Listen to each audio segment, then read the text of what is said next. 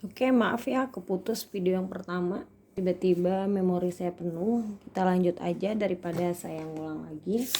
Oke, jadi Mendeleev itu sudah menggolongkan unsur-unsur itu ke dalam golongan dan periode. Bagaimana bentuk susunannya? Ini ada di buku paket kalian ya.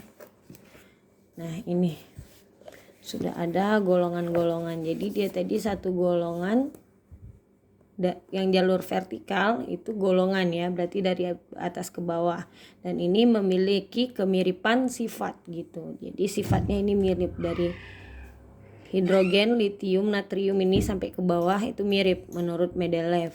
Sedangkan dari kiri ke kanan itu lajur horizontal itu berdasarkan kenaikan nomor massa ya, atau massa atom relatif. Nah, dia sudah mengelompokkan juga ini adalah unsur-unsur golongan utama seperti yang ada pada tabel periodik unsur, dan di sini menurut Mendeleev adalah unsur-unsur transisi.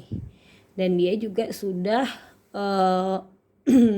menyiapkan tempat-tempat kosong ini untuk unsur-unsur yang ditemukan. Dia sudah meramalkan gitu akan ada unsur-unsur yang ditemukan. Nah, sistem periodik unsur modern yang sekarang kita gunakan itu dasarnya adalah dari Mendeleev ini gitu.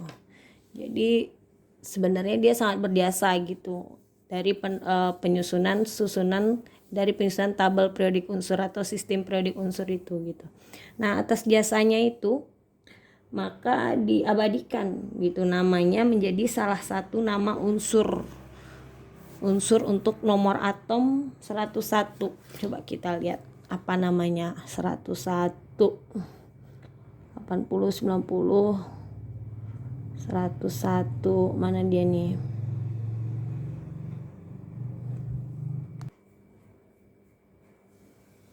Blur ya? Ngeblur nggak? Ini dia yang ini 101 ini. Kelihatan nggak bacaannya apa? Mana nih kameranya? Ya, kalian cari aja di tabel periodik itu nomor atom 101 yaitu unsur Mendeleevium gitu. Mendeleevium. Jadi itu diambil dari nama Mendeleev. Kalau di negara kita ya, kalau orang berbiasa kayak pahlawan namanya diabadikan untuk nama jalan gitu. Sementara karena berkat dia dari susunan periodik tabel periodik dia, maka dikembangkan jadi tabel sistem periodik modern yang kita gunakan sekarang, maka nama dia diabadikan menjadi salah satu nama unsur di nomor atom 101 ya. Oke, selanjutnya kita lanjutkan ke sistem periodik modern yang kita gunakan sekarang, sistem periodik unsur modern ya. Modern yang kita gunakan sekarang itu pada tahun 1941 dilakukan oleh Moseley ya, Henry Moseley ya. Dia sudah mengelompokkan lagi unsur-unsur itu ke dalam sistem periodik unsur yang kita gunakan sekarang. Nah, dasar pengelompokannya itu kalau tadi kan berdasarkan nomor massa ya, atau massa atom relatif. Mendeleev seperti itu, Octave Neolin juga seperti itu gitu. Ternyata menurut dia pengelompokan itu bukan berdasarkan massa atom relatif, namun berdasarkan nomor atomnya gitu, bukan nomor massa tapi nomor atom, kenaikan nomor massa, kenaikan nomor atom, bukan kenaikan nomor massa gitu. Ingat ya, nomor atom itu sama dengan apa? Sama dengan jumlah proton dan elektron untuk unsur-unsur yang stabil ya. Nah, dia menyusun tabel periodik unsur itu berdasarkan nomor atom gitu. Sebenarnya ya, semakin tinggi nomor atom itu nomor massanya juga semakin tinggi ya. Seharusnya begitu, tapi ternyata ada pengecualian. Pengecualiannya itu ada pada unsur ini, tellurium dan iodin. Nih, unsur tellurium dan iodin. Coba kalian lihat. Nomor atomnya berapa? 52. iodin 53 ya. Harusnya kalau kenaikan nomor atom sebanding dengan kenaikan nomor massa, ini tellurium nomor massanya berapa? 127. Sementara iodin 126. Ini menurun ya. Yang lain memang naik semua gitu. Cuman yang ini menurun, disusun seperti ini. Kenapa? Ternyata sifatnya dari iodin ini atau iodium ini sama, mirip dengan sifat Br, Cl, dan F yang satu golongan dengan dia gitu. Dan tellurium ini sifatnya mirip dengan selen, sulfur, dan oksigen yang satu golongan dengan dia. Nah, atas dasar itulah akhirnya Henry Moseley mengelompokkan atom-atom di dalam sistem periodik unsur itu unsur-unsur di dalam sistem periodik unsur itu berdasarkan nomor atomnya, bukan berdasarkan nomor massa seperti yang dikelompokkan oleh Mendeleev dan Octave Neulon, karena dia menemukan itu gitu pada unsur tellurium dan iodin. Ternyata dia nomor masanya menurun, tapi ternyata nomor atomnya naik gitu ya. Nah, sekian untuk perkembangan sistem periodik unsur ya, sejarah perkembangan sistem periodik unsur itu gitu. Selanjutnya kita akan membahas tentang hubungan konfigurasi elektron dengan letak suatu unsur itu di dalam sistem periodik unsur ya. Oke, terima kasih sudah menonton. Kita akan lanjut ke video berikutnya. Oke, saya lanjut dulu di sini sedikit. Nah, bagaimana bentuk sistem periodik unsur modern itu? Seperti ini.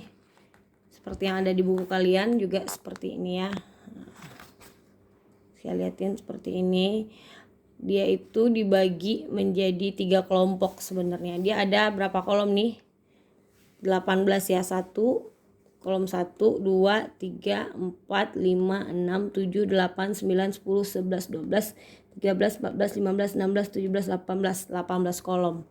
Nah, dia ini ada dibagi menjadi 3 kelompok. Nah, ini 2 yang di kiri, 2 yang di kiri ini dengan yang di sebelah sini. Dari nomor kolom pertama dan kedua, lalu kolom ini sampai sini itu adalah golongan A atau unsur golongan utama. Kalian perhatikan ya, kemarin saya sudah menyuruh kalian membeli masing-masing kalian sistem tabel periodik unsur ini. Nah, ini adalah golongan utama dari golongan 1A. 1A ini golongan 1A, 2A, lanjut ke sini 3A, 4A, 5A, 6A, 7A, 8A. Nah, itu adalah unsur golongan utama. Sedangkan yang di tengah ini, dari sini 3B, 4B, 5B, 6B, 7B. Yang 8B itu ada 3 kolom ya. 1, 2, 3 kolom ini seluruhnya ini adalah golongan 8B. Ini 1B, 2B-nya di sini. Ini adalah kelompok dari unsur transisi, disebut transisi ya. Nah, yang 2 di bawah ini ada unsur lantanida dan aktinida. Ini disebut transisi dalam gitu. Itu ya, unsur-unsur yang ada dalam tabel periodik dikelompokkan seperti itu gitu. Ada golongan utama, golongan transisi, dan transisi dalam gitu. Apakah perlu kita menghafalkan semua ini? Perlu ya kalau ingin mempelajari kimia lebih dalam gitu. Cuman kalau misalnya di SMA itu yang paling penting itu kalian harus hafal unsur-unsur di golongan utama, unsur 1A sampai dengan 8A ya. Oke, nanti bagaimana kita bisa meramalkan letak suatu unsur dalam suatu sistem periodik ini jika kita mengetahui hanya nomor atomnya gitu. Nanti itu kita bisa ramalkan, oh ternyata unsur dengan nomor atom segini dengan nomor atom 23 letaknya di golongan ini loh, periode ini gitu. Nah, saya jelaskan lagi juga yang dimaksud dengan golongan itu yang ini ya, dari atas ke bawah. Ini golongan 1A, 2A, 3B, 4B, 5B, 6B dari atas ke bawah. Nah, periode itu yang horizontal seperti yang dikemukakan oleh Mendeleev ya. Ini periode 1 berarti yang di periode 1 ada unsur apa aja? Ini hidrogen di sini kosong, ada di ujung lagi helium. Cuma ada 2 unsur di periode 1. Periode 2 nih dari Li, Be, Lanjut ke boron, karbon, nitrogen, oksigen, fluor, dan neon. Lanjut sampai ke sini. Ini periode 2 sampai ke periode 7. Jadi ada 7 periode dalam sistem periodik unsur modern ya. Nah, selanjutnya kita akan membahas tentang hubungan konfigurasi elektron gitu. Bagaimana jika kita mengetahui jumlah elektronnya atau kita hanya mengetahui nomor atomnya, kita bisa meramalkan letak suatu unsur itu di tabel periodik, letaknya di mana gitu. Itu bisa kita ramalkan nanti. Bukan ramalkan ya. Kalau ramalkan berarti mereka-reka. Kita pastikan letaknya unsur ini di sini gitu. Oke, terima kasih. Kita akan lanjut ke next video.